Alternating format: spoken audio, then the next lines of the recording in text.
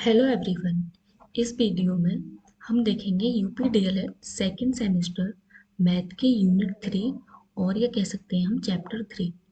तो हमने last video में यूनिट 2 को पढ़ा था और इस वीडियो में हम पढ़ेंगे यूनिट 3। तो यहाँ पे हम सबसे पहले देख लेंगे कि यूनिट 3 में हमें क्या क्या पढ़ना है।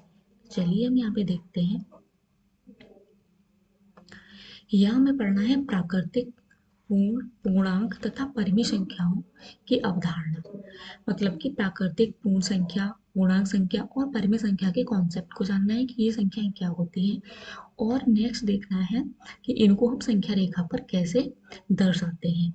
तो चलिए फिर हम स्टार्ट करते हैं। सबसे पहले अगर हम देखें कि प्राकृतिक पूर्ण पूर्णांक तथा परिमेय संख्या को मतलब देखने से पहले और इनको संख्या मतलब रेखा पर संख्या रेखा पर लिखने से पहले हम पहले एक बार ये देख लेंगे कि संख्याएं क्या होती हैं और वो कितने प्रकार की होती हैं। तो उससे क्या होगा कि हमारी समझ में थोड़ा अच्छे से आएगा। तो चलिए यहाँ पे हम देखते हैं कि संख्या पद्धति या नंबर सिस्टम क्या होता है। इसमें हम देखेंगे कि संख्याएं या नंबर कितने प्रकार के होते हैं। तो यहाँ पे नंबर सिस्टम में जो संख्याएं होती हैं वो बेसिकली दो प्रकार की होती हैं, वास्तविक संख्याएं और काल्पनिक संख्याएं। तो यहाँ पे हमें जो पढ़नी है वो हम पढ़ेंगे वास्तविक संख्याएं। तो यहाँ हम देखते हैं वास्तविक संख्याएं या रियल नंबर्स क्या होते हैं। तो जो वास्तविक संख्याएं होती हैं, पहला होता है अपरिमेय संख्या मतलब इरेशनल नंबर, और दूसरा होता है परिमेय संख्या, इंग्लिश में रेशनल नंबर।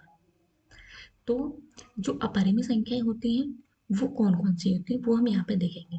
तो जो अपरिमेय संख्याएं होती हैं उन्हें हम पी वाई क्यू मतलब कि अंश बटे हर के रूप में नहीं लिख सकते हैं। और जो परिमेय संख्याएं होती हैं उनको हम पी वाई क्यू मतलब कि अंश बटे हर के रूप में लिख सकते हैं। तो जो अपरिमेय संख्याएं होती हैं वो देख लेते हैं कौन कौन सी होती हैं। जैसे यहाँ पे पाई है, तो पाई एक अपरिमेय संख्या है क्योंकि पाई को हम अंश बटे हर के रूप में नहीं लिख सकते। लेकिन पाई की जो वैल्यू होती है 22/7, तो वो एक परिमेय संख्या कहलाती है क्योंकि इसको हम अंश बटे हर के रूप में लिख सकते हैं। तो यहाँ पे पाई हो गया अपरिमेय संख्या, √2 हो गया, √3, ऐसे ही और संख्याएं जो होती हैं वो अपरिमेय संख्याएं कहलाती हैं। इसी प्रकार की जो संख्याएं होती हैं। बाकी अगर हम देखें परिमेय संख्याएं कौन कौन सी होती हैं, तो यहाँ पे वही कि जिनको हम अंश बटे हर के रूप में लिख सकते हैं। जैसे 2/3 हो गया, और पूर्णांक भी हो गया 1, 2, 3, कुछ भी। तो कुछ भी संख्या हम यहाँ पे लिख सकते हैं। जो जिन भी संख्या को हम पी वाई क्यू के रूप में लिख सकते हैं वो सारी संख्याएं परिमेय संख्याएं या रेशनल नंबर कहलाते हैं। तो ये तो हो गया अपरिमेय संख्या और परिमेय संख्या, मतलब कि वास्तविक संख्या दो प्रकार की होती है, अपरिमेय संख्या और परिमेय संख्या। अब हम देखेंगे नेक्स्ट। नेक्स्ट है कि जो परिमेय संख्याएं हैं वो कितने प्रकार की होती हैं। तो यहाँ पे जो परिमेय संख्याएं हैं वो मैंने यहाँ पे कुछ लिख रखी हैं। तो यहाँ पे परिमेय संख्याएं या रेशनल नंबर कितने प्रकार के होते हैं। पहला मैंने लिखा है प्राकृत संख्या या नेचुरल नंबर या प्राकृतिक संख्या। दूसरा है पूर्ण संख्या। तीसरा है पूर्णांक संख्या इंटीजर नंबर। चौथा है सम संख्या इवन नंबर। और फिफ्थ है विषम संख्या या ऑड नंबर। और सिक्स है भाज्य यौगिक संख्या। इन तीनों को एक ही नाम मतलब इस एक ही संख्या को भाज्य संख्या को यौगिक संख्या भी कहते हैं हम और संयुक्त संख्या भी कहते हैं। और इंग्लिश में इसको सिर्फ हम कंपोजिट नंबर बोलते हैं। नेक्स्ट है अभाज्य संख्या या प्राइम नंबर क्या होते हैं। फिर है एट सहअभाज्य संख्या या को प्राइम नंबर। तो यहाँ पे मैं थोड़ा आपको बता देती हूँ। अगर बाकी आपको डिटेल में थोड़ा पढ़ना है तो जो मैंने फर्स्ट सेमेस्टर की गणित है उसके यूनिट 6 में मैंने इसको काफ़ी डिटेल में पढ़ाया है। लेकिन यहाँ पे हम थोड़ा थोड़ा देख लेते हैं ताकि हमारे जो चैप्टर चल रहा है वो समझ में आ जाए। तो जो प्राकृतिक संख्या नेचुरल नंबर क्या होते हैं, उन्हें हम एन से रिप्रेजेंट करते हैं और उन्हें वन से लिखना स्टार्ट करते हैं। 1, 2, 3, 4, 5, इन्फिनेट तक मतलब अनंत तक हम इसे लिख सकते हैं। नेक्स्ट होता है पूर्ण संख्या या होल नंबर क्या होते हैं। तो जो होल नंबर या पूर्ण संख्या कहलाते हैं उन्हें हम डब्ल्यू से रिप्रेजेंट करते हैं और जीरो से लिखना स्टार्ट करते हैं। 0, 1, 2, 3, 4, ऐसे ही इन्फिनिट तक लिख सकते हैं। फिर होते हैं पूर्णांक संख्या मतलब कि इंटीजर नंबर। पूर्णांक संख्या का मतलब होता है कि पूरा अंक, चाहे वो पॉजिटिव में हो और चाहे नेगेटिव में हो, तो वह पूर्णांक संख्या कहलाएगा, और जो जीरो भी होता है वो भी एक पूर्णांक संख्या होता है। अब देखते हैं नेक्स्ट है सम संख्या इवन नंबर। तो सम संख्या वो संख्याएं होती हैं जो दो से पूर्णतः विभाजित हो जाए। नेक्स्ट है विषम संख्याएं। विषम संख्याएं वे संख्याएं होती हैं जो दो से पूर्णतः विभाजित नहीं होती हैं। भाज्य संख्या, यौगिक संख्या, संयुक्त संख्या, या इंग्लिश में बोलते हैं इसको कंपोजिट नंबर। तो भाज्य संख्या यौगिक या संयुक्त संख्या वह संख्या होती है जिसके कम से कम 3 हमें फैक्टर प्राप्त हो। नेक्स्ट देखते हैं अभाज्य संख्या। अभाज्य संख्या या प्राइम नंबर क्या होते हैं?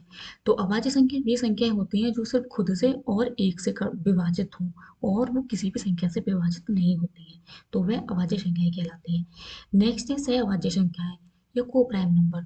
तो सहअभाज्य संख्याएं वे संख्याएं कहलाती हैं जो दो से ज्यादा अभाज्य संख्याओं में, अगर कोई दो अभाज्य संख्याएं हैं और उनमें जो कॉमन फैक्टर सिर्फ वन हमें प्राप्त हो, अगर दो अभाज्य संख्याओं में कॉमन फैक्टर अगर हमें वन प्राप्त हो रहा है, मतलब कि उनमें कोई भी कॉमन नहीं है नंबर, कोई भी कॉमन फैक्टर नहीं है उन दोनों संख्याओं में, तो वो संख्याएं दोनों सह अभाज्य संख्याएं कहलाती है। लेकिन संख्याएं कैसी होनी चाहिए? प्राइम नंबर या अभाज्य संख्याएं। तो यहाँ पे हमने देखा कि संख्याएं कितने प्रकार की होती हैं और कौन कौन सी होती हैं। चलिए अब हम चलते हैं नेक्स्ट अपने चैप्टर पर। अभी हमने देखा कि संख्याएं कितने प्रकार की होती हैं और कौन कौन सी होती हैं। तो यहाँ पे अभी हमने देख लिया। अब हम यहाँ पे हमें क्या करना है कि प्राकृतिक पूर्ण पूर्णांक तथा परिमेय संख्याओं की कॉन्सेप्ट और उनको संख्या रेखा पर कैसे लिखते हैं वो करना है। तो चलिए, आई होप कि आपके समझ में आया हो कि संख्याएं कितने प्रकार की होती हैं। अब हम यहाँ पे करेंगे, सबसे पहले देखेंगे कि प्राकृतिक संख्या क्या होती है। वैसे हमने अभी देख ही लिया है कि नेचुरल नंबर, जिनको हम एक से लिखना स्टार्ट करते हैं, एक दो तीन चार पाँच इनफाइनाइट तक हम इनको लिख सकते हैं। अब है यहाँ पे प्राकृतिक संख्याओं का संख्या रेखा पर प्रदर्शन। जो प्राकृतिक संख्याएं हैं उनको हम संख्या रेखा पर कैसे लिखेंगे वो हमें सीखना है।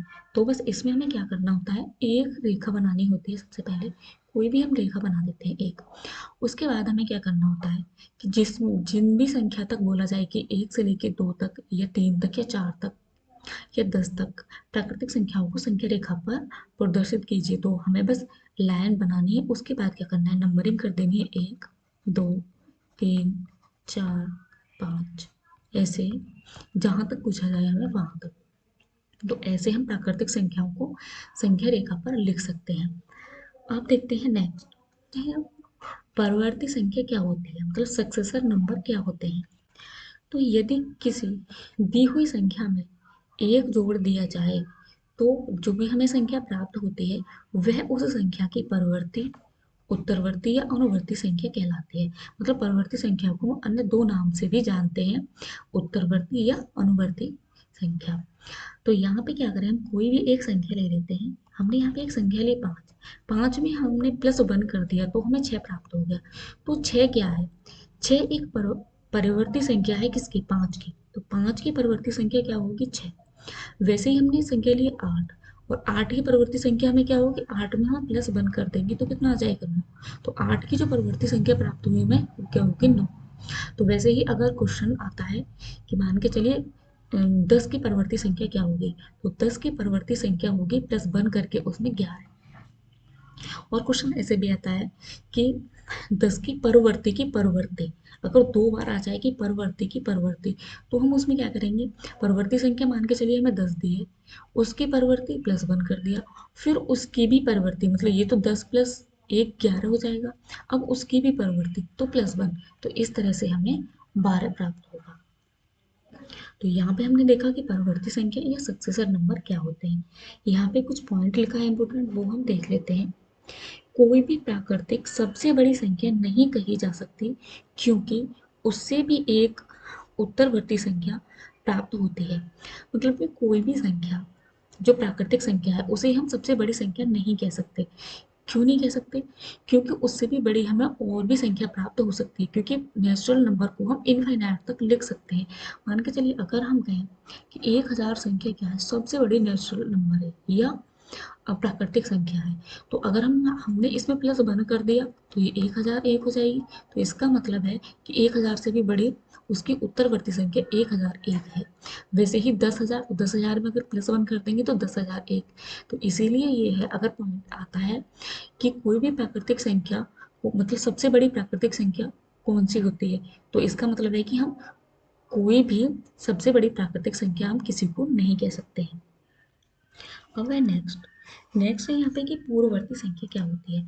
अभी हमने देखा था कि परवर्ती संख्या क्या होती है, अब हम देखेंगे पूर्ववर्ती संख्या क्या होती है। चलिए यहाँ पे देखते हैं हम। परवर्ती संख्या सॉरी पूर्ववर्ती संख्या मतलब प्रेसिडेंट नंबर। तो किसी दी हुई संख्या में से अगर एक घटा दिया जाए तो प्राप्त संख्या उस दी हुई संख्या की पूर्ववर्ती या कहलाती है। तो यहाँ पे अगर हम देखें, हमने एग्जाम्पल लिया है कि 5 संख्या, अगर हम 5 की पूर्ववर्ती संख्या निकालें तो हम 5 में अगर -1 कर देंगे तो हमें 4 प्राप्त हो जाएगी। तो 4 क्या है, 5 की पूर्ववर्ती संख्या मतलब पहले की, उसके पहले की संख्या, तो यहाँ पे 4 आ जाएगा। वैसे ही हमने लिया है यहाँ पे 10, तो 10 की पूर्ववर्ती संख्या क्या होगी, -1 करके लिख देंगे। उत्तरवर्ती में क्या लिखते हैं, हम प्लस कर लिखते हैं, और पूर्ववर्ती में हम -1 करते हैं। तो यहाँ पे हो गई ये पूर्ववर्ती संख्या। यहाँ पे भी कुछ पॉइंट लिखा हुआ है, वो हम देख लेते हैं। तो पॉइंट है कि प्राकृतिक संख्या में एक की पूर्ववर्ती संख्या नहीं होती है, मतलब कि प्राकृतिक संख्या में भी एक की कोई पूर्ववर्ती संख्या नहीं होती है। जैसे हमने वहां देखा था कि कोई भी उत्तरवर्ती संख्या नहीं होती है, वैसे ही यहाँ पे हमें कोई भी पूर्ववर्ती संख्या नहीं होती है। तो प्राकृतिक संख्या में एक की कोई भी पूर्ववर्ती संख्या नहीं होती, मतलब यहाँ पे क्या है, एक की कोई पूर्ववर्ती संख्या नहीं होती है, क्योंकि जो नेचुरल नंबर है, नेचुरल नंबर को हम एक से लिखना प्रारंभ करते हैं, 1 2 3 ऐसे। लेकिन यहाँ पे पूछा है एक की ही पूर्ववर्ती, तो जब हम एक में -1 कर देंगे तो हमें क्या प्राप्त होगा, 0। तो 0 तो प्राकृतिक संख्या नहीं है, 0 क्या है, एक पूर्ण संख्या है। तो इसका मतलब है कि प्राकृतिक संख्या में एक की कोई पूर्ण संख्या नहीं होती है। नेक्स्ट, सबसे छोटी प्राकृतिक संख्या एक होती है, मतलब जो सबसे छोटी प्राकृतिक संख्या अगर कहा जाए तो एक होती है। अब देखेंगे नेक्स्ट है, अभी देखा हमने प्राकृतिक संख्या क्या होती है और उनको संख्या रेखा पर हम कैसे लिखते हैं, और देखा पूर्ववर्ती संख्या और उत्तरवर्ती संख्या। अब हम देखेंगे यहाँ पे होल नंबर या पूर्ण संख्याएं क्या होती हैं। तो जो होल नंबर होते हैं वो अगर हम प्राकृतिक संख्या 0 से लिखना स्टार्ट कर दें तो वह होल नंबर या पूर्ण संख्या कहलाते हैं। जैसे यहाँ पे हमने लिखा, इसे W से रिप्रेजेंट करते हैं, 0 1 2 3 4, इसे हम इनफाइनाइट तक, अनंत तक लिख सकते हैं। अब है नेक्स्ट कि पूर्ण संख्या को संख्या रेखा पर कैसे प्रदर्शित करेंगे हम। तो इसको देख लेते हैं कि हमें कैसे प्रदर्शित हम यहाँ पे करते हैं। तो बस वैसे ही जैसे हमने नेचुरल नंबर को देखा था प्रदर्शित करना, कि पहले हम एक लाइन खींचेंगे। तो यहाँ पे क्या करेंगे, लाइन खींचने के बाद जो पूर्ण संख्याएं हैं वो 0 से स्टार्ट होती हैं, तो 0 लिखेंगे यहाँ पे। फिर 1 2 3 4 5 6 7 8, कहीं तक भी हम इसे लिख सकते हैं। जैसे क्वेश्चन में पूछा जाए कि द मतलब 5 तक पूर्ण संख्याओं को संख्या रेखा पर प्रदर्शित कीजिए, तो हम एक लाइन खींचेंगे और 5 तक ऐसे संख्या रेखा पर उनको पॉइंट कर देंगे। तो ऐसे हो जाएगा ये संख्या रेखा पर प्रदर्शित करना। और यहाँ पे हम कुछ पॉइंट देख लेते हैं, वो है 0 के बाईं ओर कोई पूर्ण संख्या नहीं होती है, मतलब कि 0 के बाईं ओर, 0 यहाँ पे है, 0 के दाईं तरफ ये है, और 0 के इधर क्या है, बाईं तरफ। तो 0 के बाईं तरफ कोई भी पूर्ण संख्या नहीं होती है, और कोई भी पूर्ण संख्या सबसे बड़ी नहीं होती है, मतलब कोई भी पूर्ण संख्या जो है वो सबसे बड़ी नहीं होती है। इसका मतलब है कि अगर हम बोले कि सबसे बड़ी पूर्ण संख्या कौन सी है, तो सबसे बड़ी पूर्ण संख्या हम नहीं बता सकते, क्योंकि हम संख्या को अनंत तक लिखते हैं। तो उससे भी अगर हम किसी भी संख्या को बोले, मान के चलिए यहाँ गए हम 8 की सबसे बड़ी पूर्ण संख्या है, लेकिन 8 से भी बड़ी हमें कोई 9 पूर्ण संख्या प्राप्त हो जाएगी, 9 से भी बड़ी 10, तो ऐसे हमें एक से बड़ी एक पूर्ण संख्या प्राप्त होती चली जाएगी। तो ये जो पॉइंट्स होते हैं ना ऐसे, वो ऑब्जेक्ट में अतिलघु में पूछ लिए जाते हैं डायरेक्ट। अब देखते हैं नेक्स्ट। नेक्स्ट देखते हैं पूर्णांक संख्या या इंटीजर नंबर। तो इंटीजर नंबर क्या होते हैं, इंटीजर नंबर मतलब पूर्णांक नंबर का मतलब होता है कि पूरा अंक होना चाहिए, चाहे वो पॉजिटिव में हो और चाहे नेगेटिव में हो। और जीरो क्या होता है, जीरो भी एक पूर्णांक होता है। तो यहाँ पे हमने लिखा पहले जीरो, जीरो के दाईं तरफ अगर हम चलेंगे तो संख्या हमें पॉजिटिव प्राप्त होएंगी, एक दो तीन चार ये प्लस में है। और जीरो के अगर हम बाईं तरफ चलेंगे तो हमें संख्याएं नेगेटिव में प्राप्त होंगी। तो ये होता है पूर्णांक इंटीजर नंबर। अगर हम इनको संख्या रेखा पर प्रदर्शित करें तो संख्या रेखा पर कैसे प्रदर्शित करेंगे, सबसे पहले हम एक संख्या रेखा खींचेंगे। संख्या रेखा खींचने के बाद फिर क्या करेंगे, अगर हमें पूछा जाए कि 10 तक की या 5 तक की पूर्णांक संख्याओं को संख्या रेखा पर प्रदर्शित कीजिए, तो पहले हम बीच में जीरो लिखेंगे, उसके बाद जीरो के दाईं तरफ पॉजिटिव नंबर लिख देंगे और जीरो के बाईं तरफ नेगेटिव नंबर लिख देंगे। ऐसे हम इसको संख्या रेखा पर प्रदर्शित कर सकते हैं। अब यहाँ पे भी कुछ इंपॉर्टेंट पॉइंट्स इससे रिलेटेड दिए हुए हैं, उनको हम देख लेते हैं। इसे थोड़ा ऊपर कर लेते हैं। तो यहाँ पे जो इम्पोर्टेंट पॉइंट है वो है कि पहला है प्रत्येक धन पूर्णांक प्रत्येक ऋण पूर्णांक से बड़ा होता है। मतलब कि जो प्रत्येक पॉजिटिव संख्या होती है वो नेगेटिव संख्या से बड़ी होती है। ठीक है। फिर है सभी धन पूर्णांक शून्य से बड़े होते हैं। मतलब कि जो धन पूर्णांक मतलब जो पॉजिटिव नंबर होते हैं वो जीरो से बड़े होते हैं। नेक्स्ट है सभी ऋण पूर्णांक शून्य से छोटे होते हैं। मतलब कि सभी जो ऋण पूर्णांक संख्या है जो नेगेटिव नंबर है वो हमेशा जीरो से छोटे होते हैं। अब देखते हैं नेक्स्ट संख्या। नेक्स्ट है परिमेय संख्या। तो परिमेय संख्या क्या होती है, रेशनल नंबर। तो हमने अभी देखा था कि परिमेय संख्या वे संख्याएं होती हैं जिनको हम पी वाई क्यू या अंश बटे हर के रूप में लिख सकते हैं, लेकिन जो क्यू मतलब हर बराबर जीरो नहीं होना चाहिए। अगर हर बराबर जीरो हो जाएगा, मान के चलिए कोई संख्या हमने लिखी 3/2, ये किसके रूप में आ गई, परिमेय परिमेय संख्या के रूप में। तो अगर हम यहाँ पे अंश क्या है 3 है और नीचे वाली संख्या को हम हर बोलते हैं, तो यहाँ पे अगर दो के बराबर अगर यहाँ पे दो है, दो की जगह अगर हम 3/0 लिख दें तो जीरो से हम किसी भी संख्या में जब भाग देते हैं तो ये अपरिभाषित आता है। तो इसीलिए क्या होता है कि हर के बराबर जीरो नहीं होना चाहिए और उन संख्याओं को हम अंश बटे हर के रूप में लिख सकें तो वह संख्याएं परिमेय संख्याएं कह। तो जिन भी संख्याओं को हम अंश बटे हर के रूप में लिख सकते हैं वह परिमेय संख्या या रेशनल नंबर कहलाते हैं। अगर हम यहाँ पे देखें, एग्जाम्पल के लिए हमने कुछ संख्या ली है जैसे 1/2, 1/3, 3/5, 7/8, 2 सही, 5/7 या 9 सही, 1/3 और -2/4, 2/7, -5/8 ऋणात्मक। ये जो है ये है धनात्मक परिमेय संख्याएं। जो ऊपर वाले हैं वो है धनात्मक परिमेय संख्याएं और जो नीचे वाली हैं ये है ऋणात्मक परिमेय संख्याएं। तो जो परिमेय संख्याएं होती हैं वो धनात्मक भी हो सकती हैं और ऋणात्मक भी हो सकती हैं, लेकिन उनके जो हर की वैल्यू है वो जीरो नहीं होनी चाहिए। अब देखते हैं नेक्स्ट। यहाँ है परिमेय संख्याओं को संख्या रेखा पर प्रदर्शित करना। अभी देखा कि परिमेय संख्याएं क्या होती हैं, अब इनको हम संख्या रेखा पर कैसे प्रदर्शित करेंगे।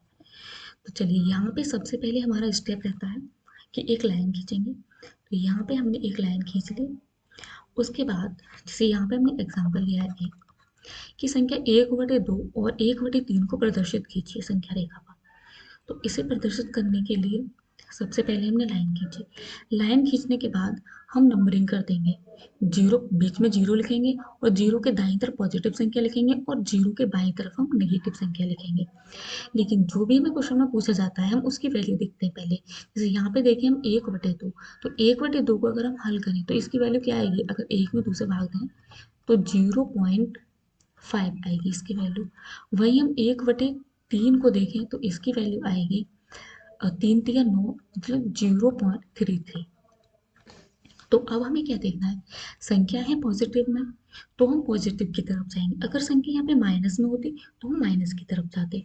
यहाँ पे संख्या दोनों जो है वो पॉजिटिव में, तो हम यहाँ पे देखेंगे जीरो से हम दाईं तरफ चलेंगे पॉजिटिव संख्या की तरफ। अगर हम देखेंगे 0.1, तो जो 0.1 होता है वो 1 से छोटा होता है और 0.33 भी 1 से छोटा होता है।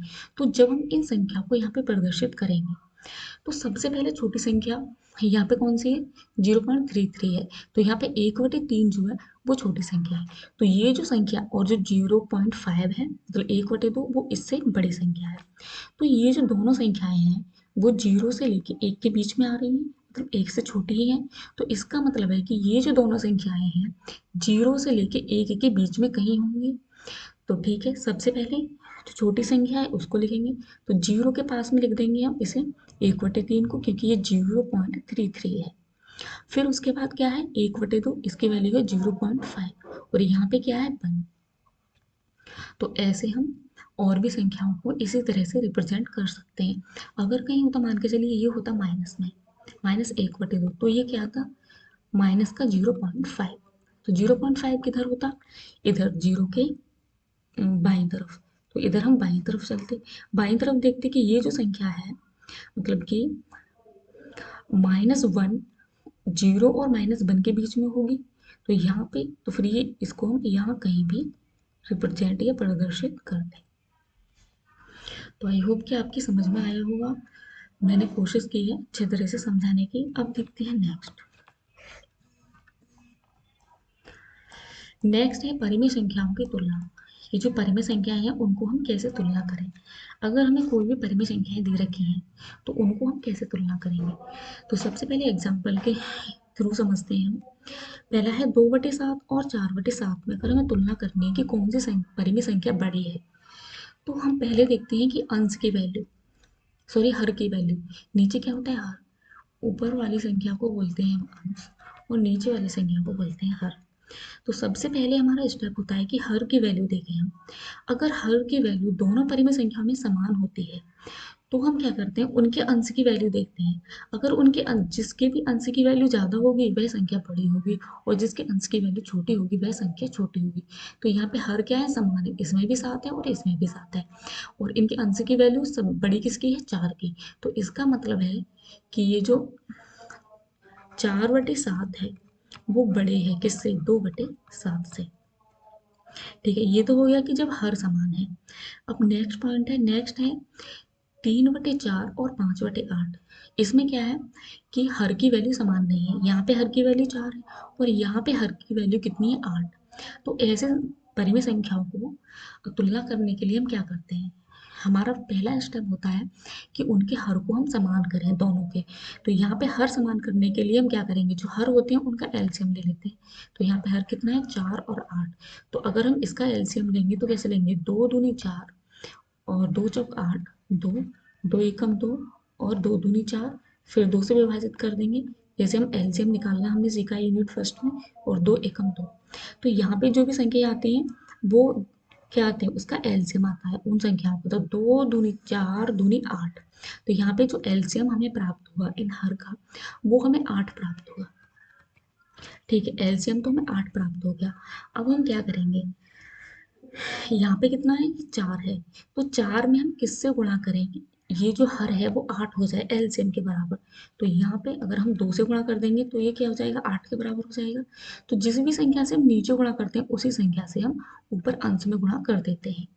वैसे ही अगर हम यहाँ देखें तो यहाँ तो ऑलरेडी 8 है। तो इसका मतलब क्या हुआ, ये वाली जो संख्या है परिमेय संख्या वो कितनी हो गई, 3 दूनी 6, 6/4 दूनी 8। तो ये जो संख्याएं होगी 6/8 और 5/8। बस अब क्या है, हर समान हुए तो अंश की वैल्यू देखेंगे, जिसके भी अंश की वैल्यू ज़्यादा होगी वह बड़ी परिमेय संख्या होगी। तो यहाँ पे 6 क्या है, बड़ी है 5 से।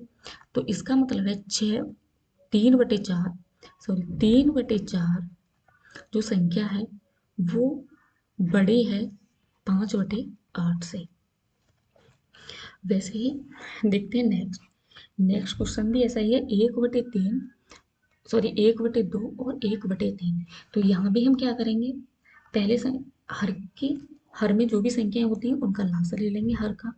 तो हर का लासा अगर हम यहाँ पे लें 2 और 3 का, तो 2 और 3 का लासा कितना आता है, 6। तो एलसीएम, एलसीएम हमें प्राप्त हो गया 6।